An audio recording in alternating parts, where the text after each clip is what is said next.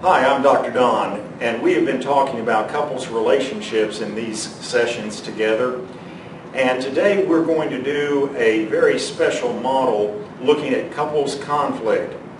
And this is called X-ray of an argument.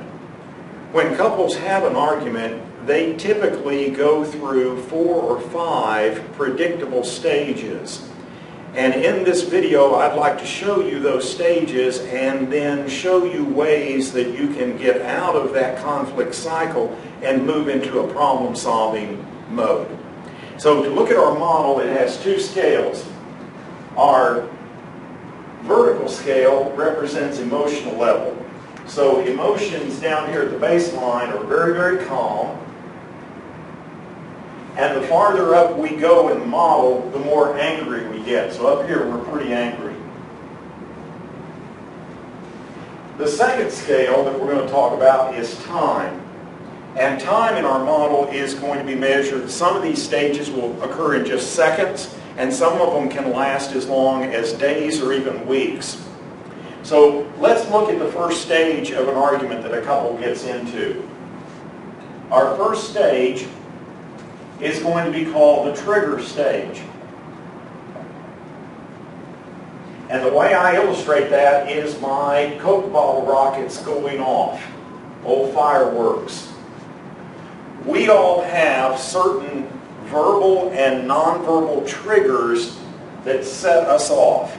Certain things occur and they cause us to be more agitated, to be more irritated, to begin to get angry. Someone pulls in front of us going down LBJ freeway. Someone gives us a look. I can remember my mother looking at me and saying, "Don't look at me in that tone of voice." It's a nonverbal response.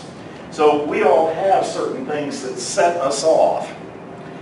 In an intimate relationship, in a marriage, in a partnership, you tend to know what those triggers and hot spots are with the other person pretty quickly, and you can set that person off if you want to do that. Triggers can occur in cluster, and you've had that happen to you. In the morning something happens and it irritates you. And then at noontime something happens that's even more irritating. And then on your way home they forgot the cleaning or you're stuck in traffic and kaboom. Well, you triggered through the day and then finally exploded on that thing. Another thing that's important about triggers that we understand is triggers can go off in the absence of the other person. In other words, I'm driving home and I'm thinking about something that happened between me and somebody else, and my brain can begin to trigger me in the absence of that other person. They're not even around, and I'm starting to get agitated and upset. Now, the most important thing about the trigger phase is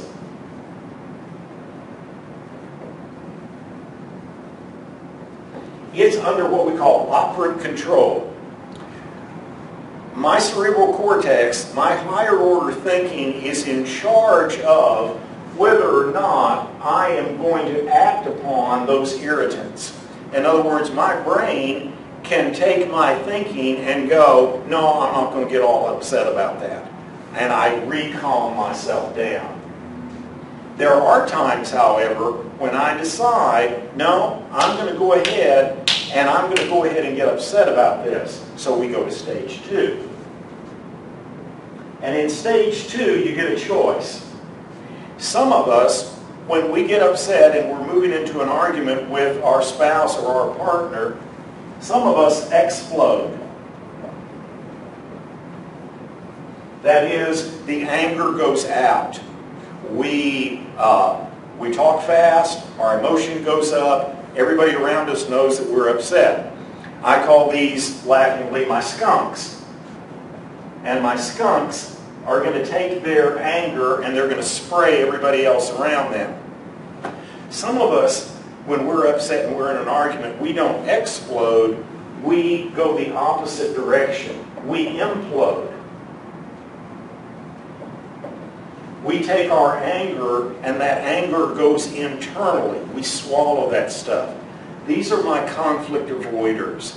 These are my folks that don't like arguments. These are the people maybe that grew up in families where there was a lot of chaos and they learned pretty early on, you better duck for cover when there's conflict because bad things happen.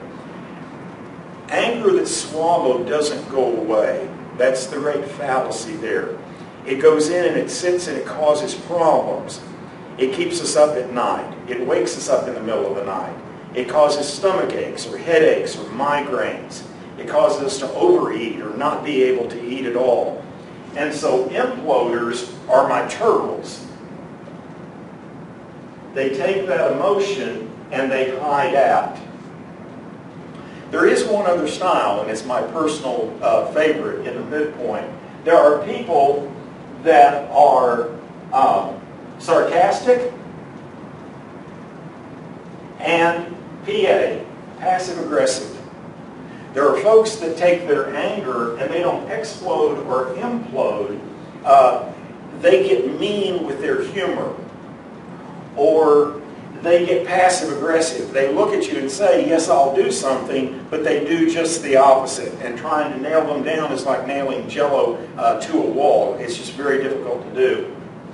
So where triggers occur in a matter of seconds,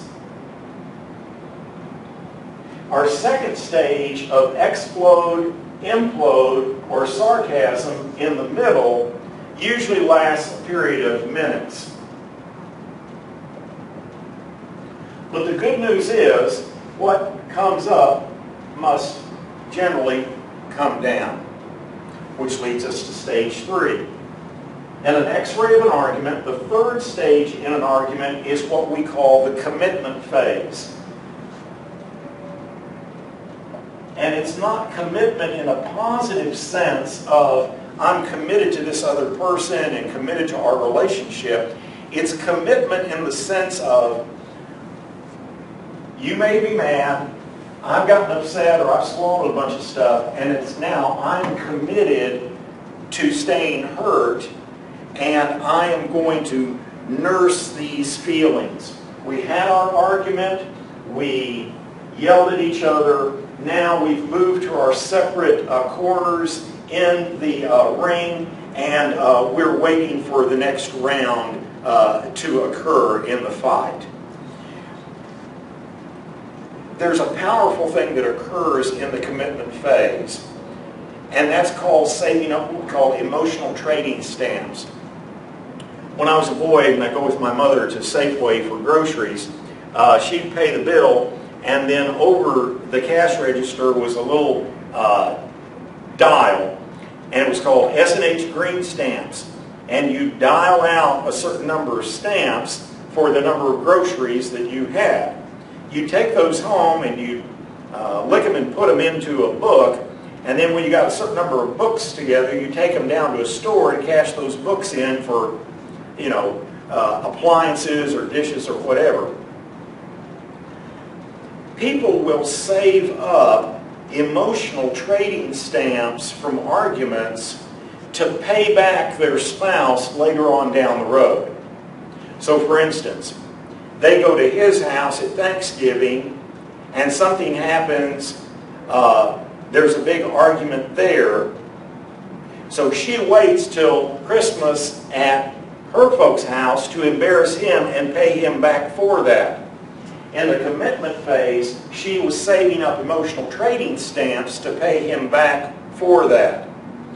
So the commitment phase, from a time standpoint, can last literally just a few minutes. Someone says, you look like you're upset with me. Is everything okay? Then we talk about it. Or it can go on for even days or even weeks at a time. Now let me show you something. As a marriage shrink, a lot of couples I work with are in a cycle. And what happens is they trigger each other. They move into explode, implode. They go into commitment where their feelings are hurt. Then watch this. They pause, and in a short period of time, they go back into the trigger phase once again. So they trigger, have a fight, stay hurt, they pause, and they trigger again. And we call this a conflict-habituated marriage. A marriage in the habit of conflict. and you got to interrupt that loop. There has to be a new pattern set up. Stage 4 is what we call the signal phase. The signal phase. The signal phase is where I send a signal to my partner that says, I'm ready to make up and end this argument that we've been doing. And in most relationships, that signal is nonverbal. Don't usually walk up to someone, look them in the eye and say, you know what, I was just acting like a jerk this morning. I'm so sorry, can we sit down here and talk about this? Most of the time, people will send a nonverbal signal to their spouse and to let them know, I'm ready to kiss and make up on this deal.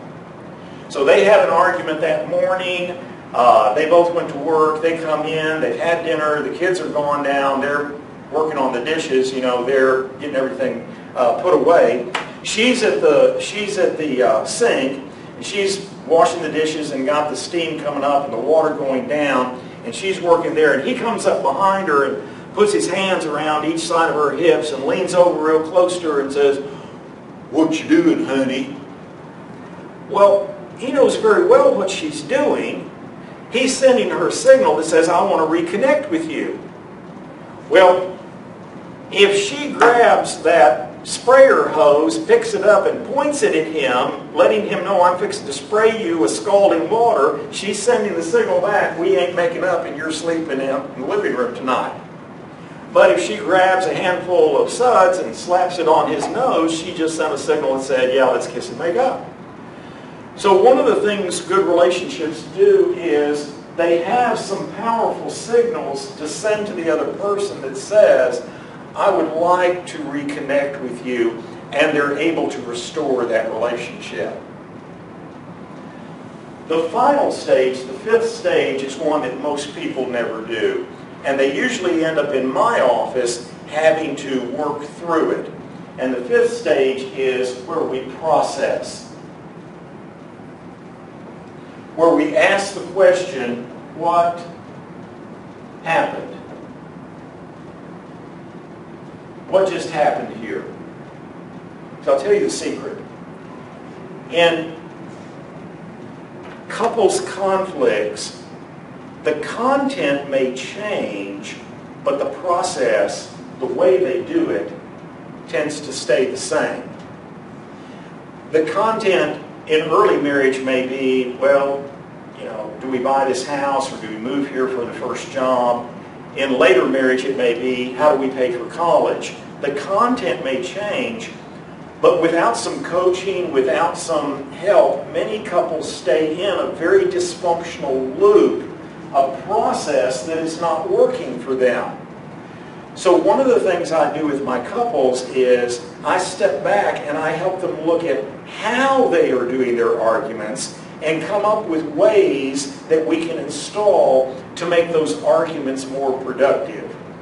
What we recommend is that I know what my triggers are, and I don't intentionally punch my spouse's triggers. We recommend that if I explode, I learn how to tone down some of that anger. If I'm an imploder, I learn how to come out a bit. We end the commitment phase as quickly as possible, and we install some good signals. So that's our X-ray of an argument. I hope that's helpful to you as you think about resolving your own couple difficulties.